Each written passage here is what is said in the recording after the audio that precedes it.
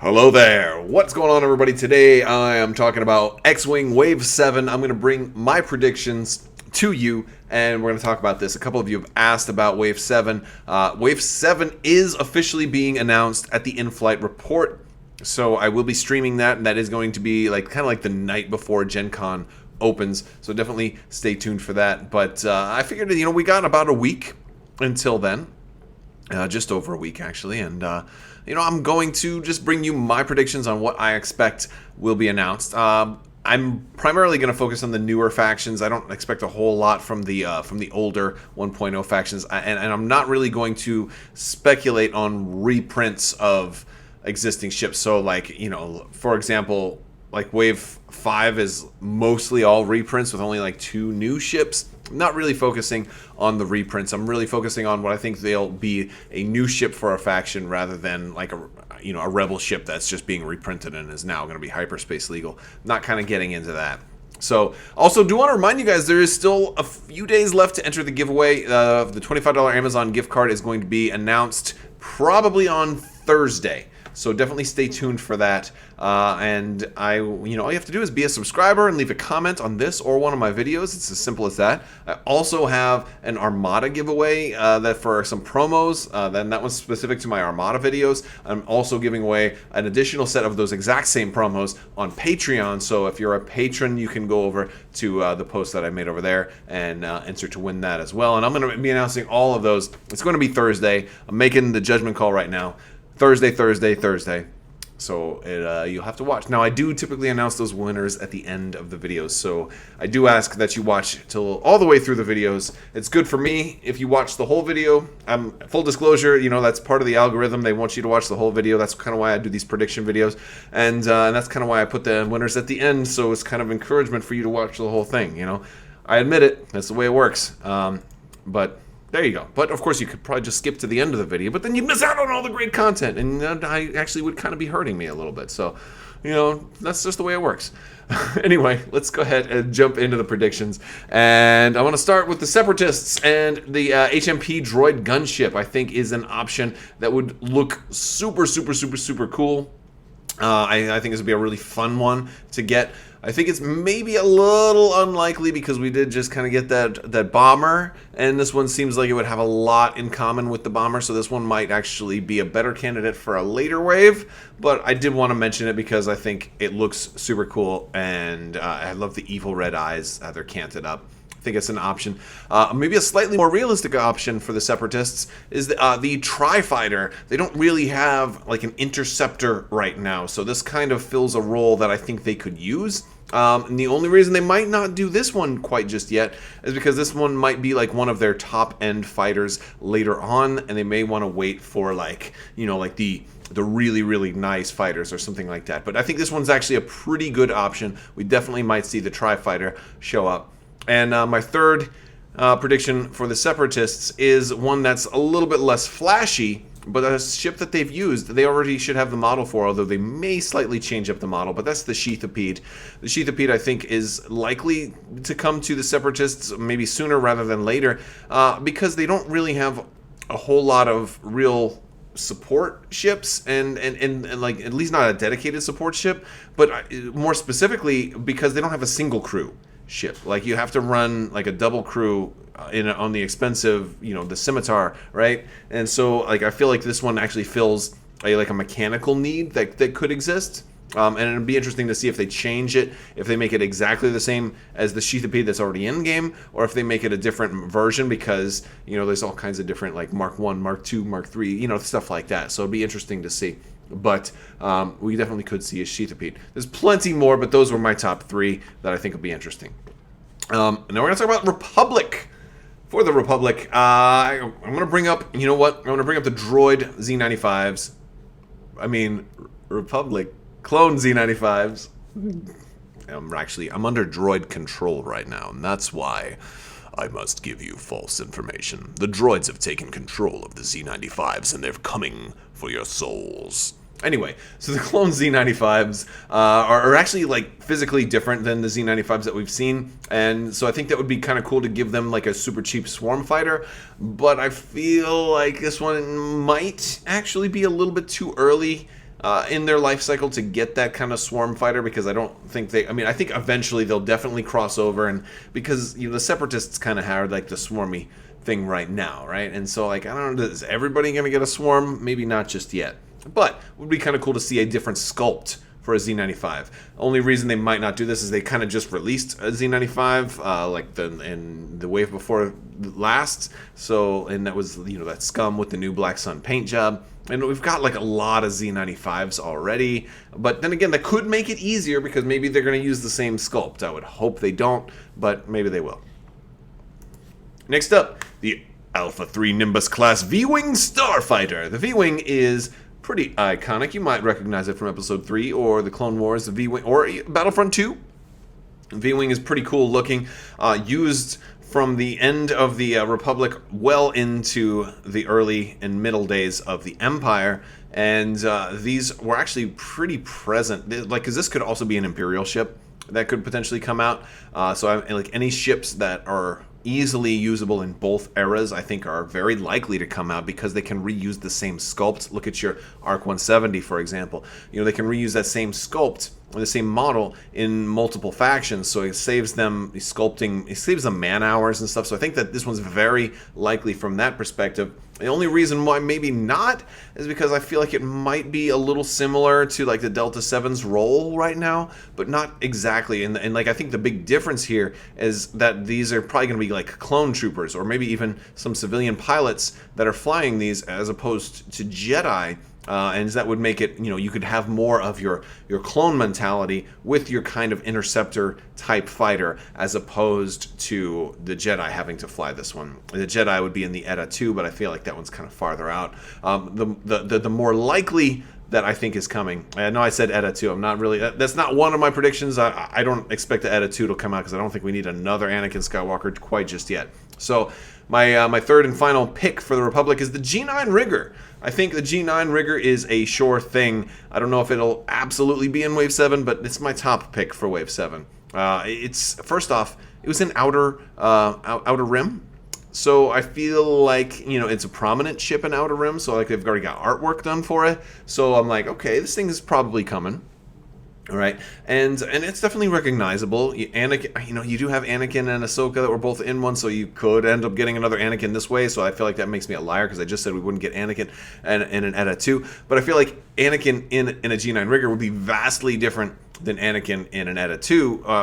But like Anakin in an ETA 2 would be, a lot more similar to Anakin in a Delta 7 because he's in a fighter, he's in a superiority fighter kind of, and he's in a freaking freighter, right? This is going to be kind of like a B-Wing, I think. And it's also going to give the Republic access to a lot of different type of upgrades that they don't have very many of, like maybe a system or, some different crude options. And I just feel like this type of ship represents something very different than what the Republic has right now, and it would open up some new doorways for Republic builds. So G9 Rigor is my top pick for Wave 7. Or at least for the Republic. Maybe for everything. I'm going to say this is my top pick overall. If I get anything else wrong, I think this is the one that'll be right. But we shall see. All right, I'm going to move on to sequel factions now, because Sequel Trilogy has a new movie coming out, and Wave 7 is also set to possibly be out by the end of the year, which means that it would make a great wave to kind of line up with the movie. And since San Diego Comic-Con just happened, we also had some things that were kind of spoiled from episode 9.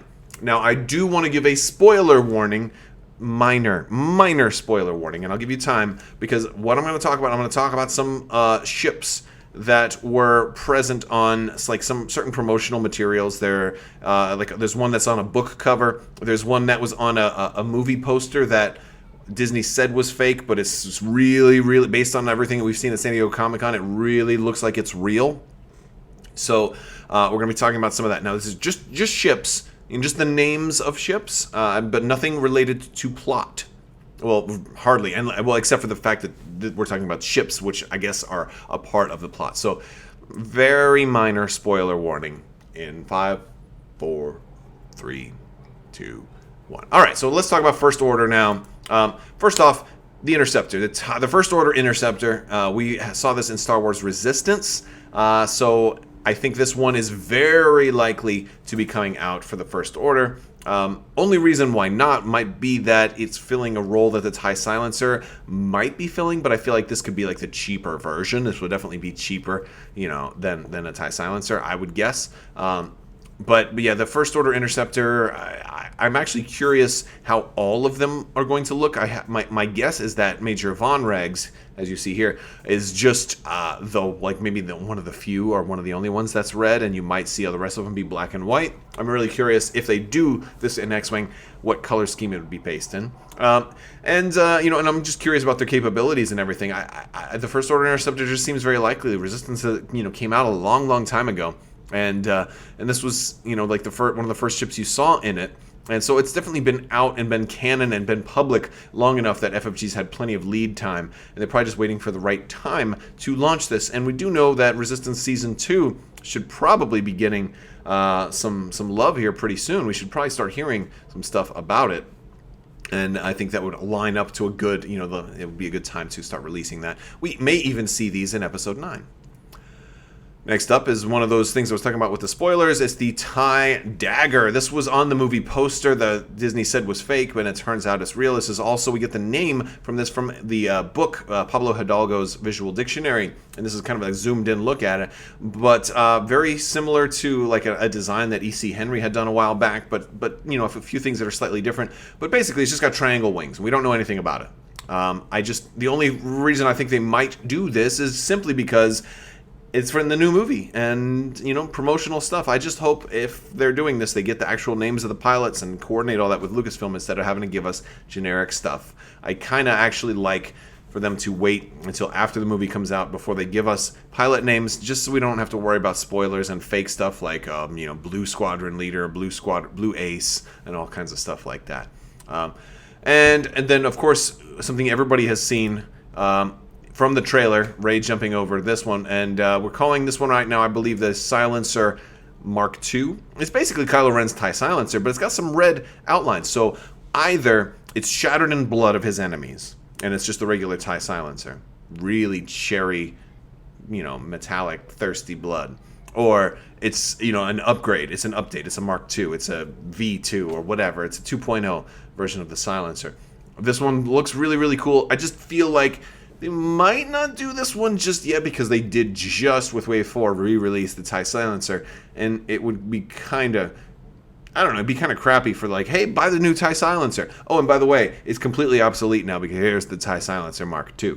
You don't want that to be too close together, and you want and also, what kind of role is this going to fill that the other TIE Silencer doesn't already fill? I just feel like they'd be way too similar in roles. So my biggest pick for this one is the TIE Interceptor, because that one's been out the longest, and it seems like it'd be the most different. There's a lot of other ships. There's some bigger. There's a new shuttle and some other First Order craft that are kind of out there and that are canon. But I think the Interceptor, the red Interceptor, is my pick for most likely. Now for the the Resistance. My first pick is none other than the flagship of the show, Resistance, the Fireball. This is Kazuda's ship, Kazuda Xiono, and honestly, it doesn't matter if you like Resistance or don't like Resistance. It's just it's canon. It's a thing, and it ended in a way that made me think that season 2 could be really good. A lot of shows don't get that much better, in the first season. Usually it takes a whole season before they kind of spends the whole season explaining the plot and all the characters, and then once you get into further seasons, they can really get good. I feel like Star Wars Rebels was the same way. Star Wars Rebels was just all right in the first season, and then by the end, I was like, okay. And then season 2, I was just completely melted on the floor every episode. I was just blown away. I don't have the same expectations for Resistance Season 2. Anyway, before I talk too much more about Resistance, this is the ship. It's kind of a hybrid. I don't even know what they would call it. I think it was built off of a lot of parts of a Z95 chassis with a lot of other... It's basically a Frankenstein ship, but I think there is probably some kind of official designation for what they're calling it. But and it would be actually really interesting to see how they handle ships from this. And I'm also lumping... I'm not going to list out every single ship because there's a lot of ships in Star Wars Resistance. And they're all like new racers, right? They're all new designs. They're racers. I actually wouldn't be surprised if FFG came out with a whole separate game, or even a sub-game that's compatible with X-Wing but has a different purpose, and it's based on this, like that just has all the different racers. You know, like that would be pretty cool. I would love to see, almost like how Armada does those campaign boxes, and X-Wing has like that multiplayer set and like the different things. If they came out with a Star Wars Resistance pack that has like I think it's like 7 different racers in there, has all of them individual ships, only one pilot each, and it's a mini game where you're racing around and you can shoot like stun beams at each other. But it also comes with a version of like when you flip the token over, it's like racer mode, fighter mode. So if you flip it over to fighter mode, you can use it in Star Wars X-Wing, and if it's racer mode, you can use it in the Star Wars Resistance racer game. Like that would be really cool to me. Like basically make it 2 games in one. Like here's its own game, but it's also fully compatible with X-Wing. So it would be seen as a special X-Wing expansion that's, playable unto itself, but that also and even give it some sparkly dice or something like that. So you don't even have to have X-Wing. So you can just buy it and play it as is, right? Give it its own maneuver templates and everything like that, and then give it some sparkly dice. And then just allow it to cross over. So then, like, the X-Wing players are just like, oh my gosh, we're getting 8 ships in one box and new dice. Oh my gosh, they could probably charge a good amount for that many ships. They could probably charge $100 for like a 7 or 8 ship pack. They probably could. That would be cool.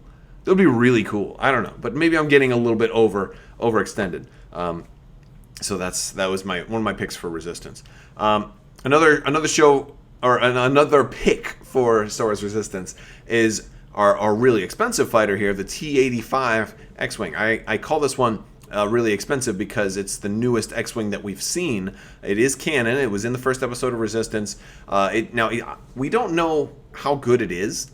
For all we know, the T70 is the best X-Wing. The T85, although newer, maybe they had to cut corners to save money. They said, look, let's make a brand new version of the ship, but instead of giving it metal wings, let's give it plastic wings because they're cheaper. And instead of giving it laser beams, let's give it flashlights because they look intimidating, but they can't hurt anyone. It could be stuff like that. It might be why it was so bad in the episode. But I think more likely they just didn't have well-trained pilots. I think the story is that the Resistance pilots were just really, really bad because they hadn't seen war. There's a whole generation of people that had never been in war, so they didn't know what to do. And it took an ace like Poe Dameron to come help them out, etc. And that's kind of my expectation of the T85. I think it's a ship that can do great, but it will probably come with terrible, terrible pilots. Okay, and my third pick for the Resistance, and this one's not good. This one's also kind of potentially spoilery, but I don't really think so. Is just legacy leftover ships from the Rebellion. We from this quote unquote fake movie poster, we were able to see an X-Wing, an A-Wing, and a Y-Wing. Now these are Rebellion era ships that we show in the background. And we know from the movie trailer that there's an Imperial class Star Destroyer that you can kind of see if you freeze frame at the right moment. There's an A-Wing, at least what looks like an A-Wing. So, I don't think it's going to come as a big surprise that they're going to pull out all the old stuff. Like they're going to throw everything they've got at the rest of the First Order in this movie. And that may be an excuse for them to say, you know what? All right, the Resistance faction is going to get, 3 new ships. It's going to get the old Y-Wing, the old A-Wing, and the old T65. That's a possibility. I'm not really sure if they'll do that, though. I'm not sure. There's plenty of clever ways that they could do it. Like you can do it, but you can only have like veteran, old junkie pilot, right? So you can only use pilot skill 1 for any of those that you want to bring in to the Resistance. You can only, or something like that. They may have some kind of strange way or unique or special way of bringing them in. That's kind of what I'm thinking. And those are my 3. I think the most likely, though, is probably the T85 X-Wing, because that one's real easy to bring in and have in multiples. I think the Resistance, like racers, are kind of all unique, so I don't expect a whole lot of those. But that's my picks for the Resistance faction. Now, I'm not doing any Rebel or Empire picks because I think they'll probably just get something reprinted The same probably goes with Scum and Villainy, but I'll give you one Scum and Villainy pick that stands out to me as something I think is coming, and we may just see a new Scum. Now, granted, Scum's got plenty of stuff, but we may see, if we do see one new ship for the existing Rebels, Imperials, or Scum, I think it'll be in the form of Scum, and I think it'll be the Archangel. The Archangel is Dr. Aphra's ship, and I feel like Dr. Aphra has gained so very much popularity. I would not be surprised if they announce a Dr. Aphra series on Disney Plus before the end of the year. I really wouldn't be surprised. Or if there's an old like Dr. Aphra character in the sequel trilogy or something like that. She's everywhere. And she's pretty cool too. Like, she's got the whole droid thing. She's got BT and 000. She's got a lot of. I mean, they already have BT and 000 in the game also. So like, Dr. Aphra is absolutely coming at some point. It's just a question of, boy, that's going to be a big ship, and also, and it should have docking capability too, which is kind of cool. That's what I would kind of expect from it. But yeah, it's like, I mean, it's not that big, but it's a big ship, and at least I would say like Jumpmaster merged with a Slave One, something like that. It's kind of what it kind of looks like. So, shaped differently, but roughly about the same volume as a Decimator, something like that. But that's my guess. I think they'll do the Archangel, and I think they'll do that at some point. Little by little, we will probably start to see a new Rebel ship and a new Imperial ship and a new Scum ship from time to time. But I don't think we'll get all three of them in the same wave. I don't think, I think it's going to be a long time before we start seeing a whole lot of that, especially with no new, movies from the Galactic Civil War time frame, at least not right now. We may, see some new ships once The Mandalorian comes out from those time frames. But even so, it's going to be hard to kind of, put them in a specific spot, unless, of course, they go with new factions, or if they do sub-factions in X-Wing. But that's kind of what I'm expecting from Wave 7. I'm not expecting any new huge ships to be announced, at least as part of Wave 7. I think if they do announce any new huge ships, they will be probably, an independent release and not part of a wave specifically. And I think it'll still be a little while because they still haven't reprinted all of the existing huge ships. So we only have 2 of the 5 that are even, like officially announced. They did say the Raider will be coming shortly after the other 2, but we haven't gotten articles for that stuff yet. So I think it's going to be a little bit longer before new Epic stuff comes out. And I also think they're probably looking very seriously at how Epic does and how huge ships do in 2nd edition. If people start buying them, then maybe they'll keep going with new ships. But if nobody buys any of the new Epic ships, then you won't see any more Epic ships. That's what I think. I think it's an economy-driven decision base. A lot of the stuff that's tried and true and proven is going to keep continuing to be in production. But if nobody buys, whenever something new comes out, if nobody buys into it, that's why they announced the Clone Wars for Armada, because when Clone Wars for X-Wing came out, everybody bought it up, and it's, I bought plenty too. And then when Clone Wars for Legion was announced, the feedback was huge also, and I'm pretty sure everybody is expressing interest in that. They probably also got a lot of pre-orders. I've even pre-ordered Clone Wars for Legion directly from FFG. And so I think that's some of the stuff that helps drive their decision making and why they've gone ahead and done other things like that. All right, guys. Well, that's all I've got for you today. And I want to thank you all so much for watching. And make sure you hit that subscribe button. Click that bell for alerts so you don't miss out when new video content comes out. I will be at Gen Con. And, if you see me there, come say hi. I'll probably be spending most of the days over in the FFG area. Most of the time, I think this year I'm actually rotating from game to game, so I'll be teaching different games, different days. So I don't think I'm at the same place any 2 days. So you'll have to look around. And in the evenings, I'll, I don't know. I'm gonna try to play some games. I didn't get to do really any games last year, so maybe I'll get a game or 2 in this year. Maybe I'll try and catch some sleep, because I'll tell you what, it's exhausting standing there teaching games, shouting over a crowd all day. So if you do talk to me and I am a horse and I can only talk like this, that's why, because I'm probably exhausted from talking all day long. All right, guys, that's all I got for you today. I want to thank you all so much for watching. Also, thanks to my patrons on Patreon. You guys are amazing. I want to thank you so much. And as always, have a great day.